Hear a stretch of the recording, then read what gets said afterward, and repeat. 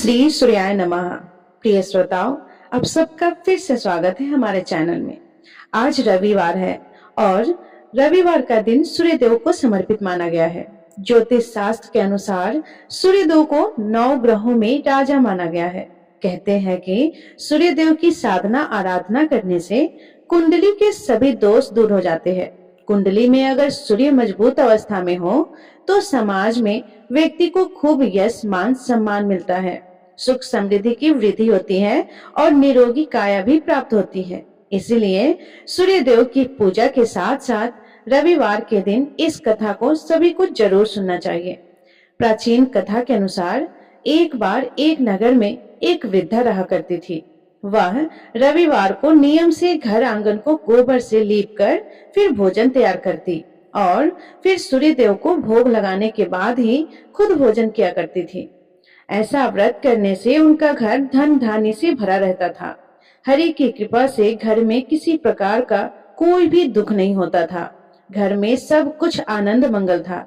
इसी तरह कुछ दिन बीत जाने पर वह पड़ोसन जिसकी गाय का गोबर वह वृद्धा लाया करती थी, वह विचार करने लगी कि यह बूढ़ी माई हमेशा मेरी गाय का गोबर ले जाती है। यह सोचकर एक दिन उसने अपनी गाय को घर के अंदर बांध लिया और फिर तो वह हर दिन ही अपनी गाय को घर के भीतर बांधना शुरू करने लगी। इधर गोबर ना मिलने पर बूढ़ी माई रविवार के दिन अपने घर को लीप नहीं पाई। इसलिए ना उन्होंने भोजन बनाया और ना ही भगवान को भोग लगाया और ना ही खुद भोजन किया। इस तरह उन्होंने निराहार व्रत किया। सुबह से शाम हो गई, शाम से रात हो गई और वह बूढ़ी माई भूखी ही सो गई। फिर रात में भगवान ने उन्हें स्वप्न में दर्शन दिए और भोजन ना बनाने और भोजन ना लगाने का कारण पूछा। तब बूढ़ी माई ने सूर्यदेव को बताया कि गोबर ना मिलने के कारण आज वह भोजन नहीं बना सकी। तब भगवान भास्कर ने कहा कि माता, हम तुमको ऐसी गाय देंगे जिससे सभी इच्छाएं पूर्ण हो जाएगी, क्योंकि तुम हमेशा रविवार का गोबर से लीप कर फिर भोजन बनाती हो और भोजन लगाकर ही खुद भोजन करती हो। इसलिए मैं आपसे प्रसन्न होकर आपको वरदान देता हूँ। तब सपने में भगवान का यह वरदान पाकर जब बूढ़ी माई की आँख खुली तो देखा कि आंगन में तो एक बहुत सुंदर गाय और बछड़ा बंधे हुए हैं। गाय और बछड़े को देखकर वह खुश हो गई और घर के बाहर बांधकर उन्हें खाने को चारा डाल दिया। इधर जब पड़ोसन ने बूढ़ी माई के घर के बाहर बहुत सुंदर गाय और बछड़ों को देखा तो ईर्ष्या से प्रेरित होकर उसका हृदय जल उठा और जब उसने देखा कि गाय ने तो सोने का गोबर दिया है तो वह गाय का सोने का गोबर उठाकर ले गई और अपनी गाय के साधारण गोबर को उसकी जगह रख दिया। वह रोजाना ऐसा ही करती रही और इधर सीधी साधी बूढ़ी माई को कानों कान इसकी खबर तक नहीं होने दी।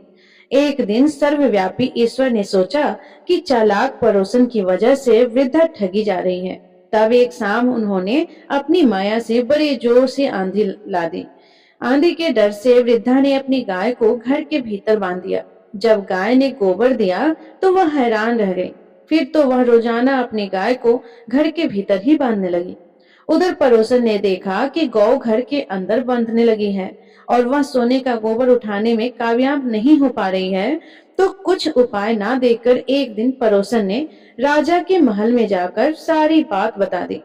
पड़ोसन ने राजा से कहा, महाराज, मेरे पड़ोस में एक वृद्धा के पास ऐसी गाय है जो आप जैसे राजाओं के ही योग्य है और वह गाय रोजाना सोने का गोबर देती है।